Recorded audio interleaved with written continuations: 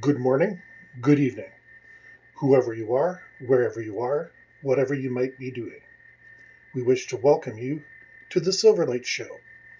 The Silverlight shines to illuminate that which lies hidden in darkness. For those of you tuning in today, we welcome you in. My wife decided that we needed a special little treat. So, in addition to the turkey, she went and brought this beautiful lamb leg. It's been a while since I've cooked a lamb leg. The basics are the same. But I wanted to go online, check my times, check what I was doing because it's been a while.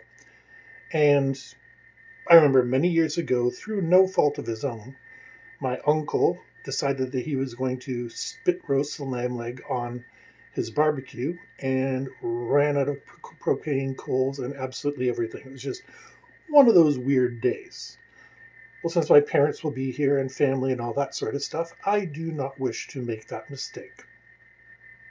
So I decided to check out recipes. Oh my God.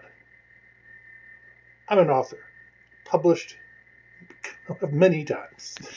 Not only that, I am a staff writer at Eric Varney's Tree of Liberty website. We'll get into that in a little bit.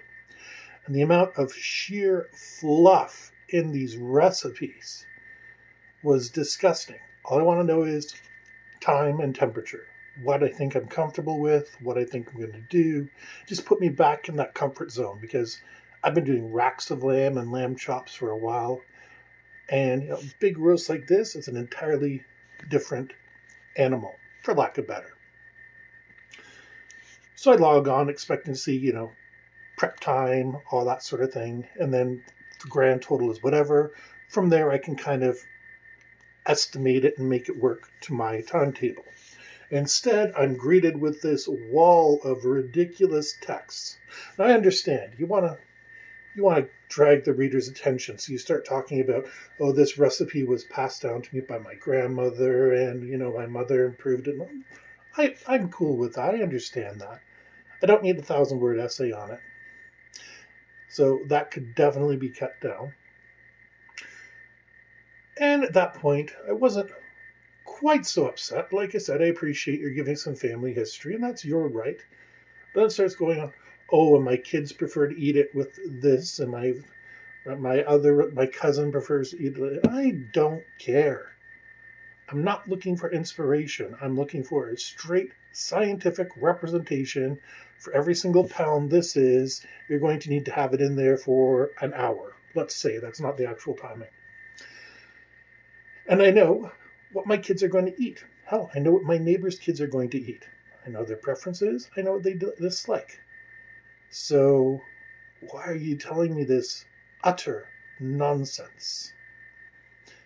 If I wanted stories about your family, I'd ask. But yeah, this looking up recipes thing is one of the most frustrating things in the world. I learned to program in the 80s, honestly, and the 90s. And in the early 2000s, I started picking up a little bit of HTML. My skills are pretty darn obsolete in the modern day and age. But you don't go to a programming website and it says, I coded this little number in the 1980s when I was fooling around with machine language and decided to make a music maker. My father was around the 1980s with a Commodore 64 and blah, blah, blah. Let's talk radio controlled aircraft.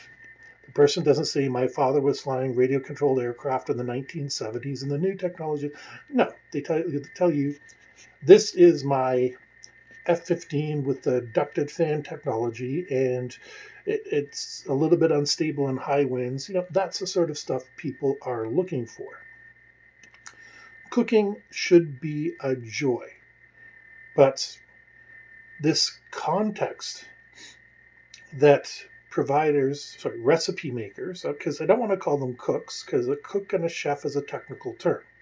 And these are home cooks with good intentions. But they need to give us the choice between the story and the article. The article just being, It's good old fashioned. You need 3 quarts of milk, two tablespoons of butter, a quart of flour, and whatever measurements you use. If you're metric, if you're imperial, and blend it all together and pour it into a pan, bake for an hour, and you've got Yorkshire puddings. I have no idea what recipe I just recited, but it sounds reasonable. There's no alternative at present to these quote homey end quote stories that that are disguised as recipes.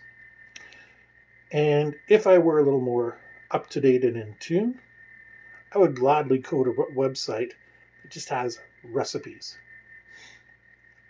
Maybe some advertisements, but same token, just give me the darn recipe and we'll put that first. And then below that can be the story. Because there are people who do want to read those stories. Maybe 1 in 10, 1 in 20. Most people reading this websites are people like me that either they saw something on MasterChef and they want to try to do something close, or they're just trying to refresh their skills. Because, like I said, I know what I would do it in I know how I do it in a vacuum.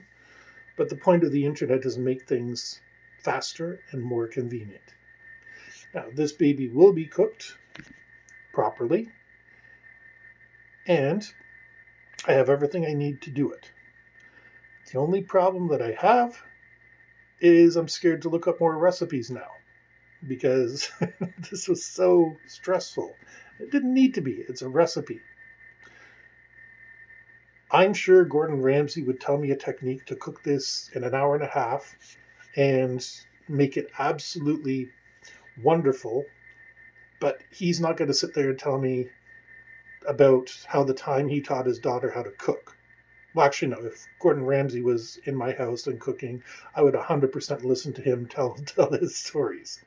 But random person from Alabama who happens to cook the recipe, yeah, I do not have that connection to your family.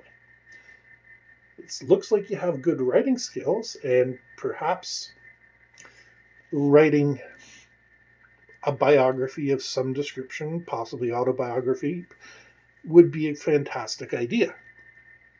But I didn't type in biographies of unknown cooks into my search engine. I typed in slow roasted leg of lamb. That's what I want. I'll put up with the advertisements. As annoying and everything else, they annoy me just as much as they do to you. What do you think? Is this something that you think is an idea whose time has come? Because I think it has. No more story first, recipe afterward. Let's be able to get things right. I'm sure you're a wonderful person, random recipe person. So you don't even remember the person's name, even though it's credited. Couldn't care less, to be honest with you. Couldn't care less about her kids because I'm never going to meet them. Be different if it was one of my friends. Yeah, I want to hear about your kids so I can figure out, Johnny doesn't like his potatoes mashed, and Susie doesn't like green beans. This is valuable information to me. To the person that was giving me this recipe, I'm glad your family has a beautiful history, but it just doesn't apply to me. With that being said, we're going to bring this towards a close. We hope you enjoyed this episode of the Silverlight Show. If you did, please like, share, subscribe. We have 2 links down in the comments. First one will, of course, be to Eric Fauny's Tree of Liberty website, where you can catch articles from me every day. And I always consider myself a far better writer than I am a presenter. The second will be the link to my books. Every book that you buy helps the channel out tremendously. And with it being close to the holiday season, they also make a wonderful gift. With that, we hope you have a fantastic day.